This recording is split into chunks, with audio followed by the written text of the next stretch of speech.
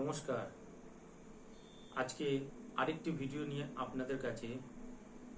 আমাকে অনেকেই প্রশ্ন করেছে যে জন্মছক দেখে কি দীর্ঘ আয়ু বিচার করা যায়। তো আজকে শুধুমাত্র সেই সব ব্যক্তিদের যারা দীর্ঘ আয়ুর চিন্তা করে থাকে।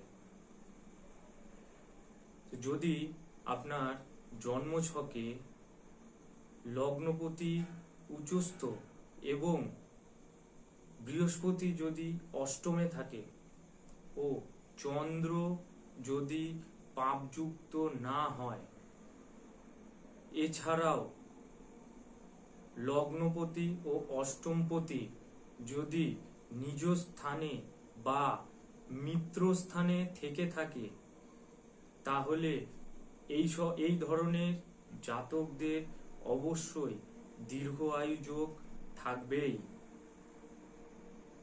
এবং যারা আমার সাথে যোগাযোগ করতে চাইছেন, অবশ্যই নিচে দেওয়া নাম্বারে ফোন করে যোগাযোগ করতে পারেন।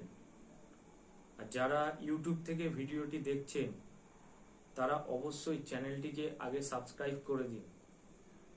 পাশে থাকা বেল আইকনটা ক্লিক করে রাখবেন, যাতে পরবর্তী ভিডিও সবার আগে আপনাদের কাছে পৌঁছায়। যারা ফেসবুক থেকে অথবা ফেসবুক পেজ থেকে দেখছেন, অবশ্যই চ্যানেলটিকে আগে ফলো করে রাখুন।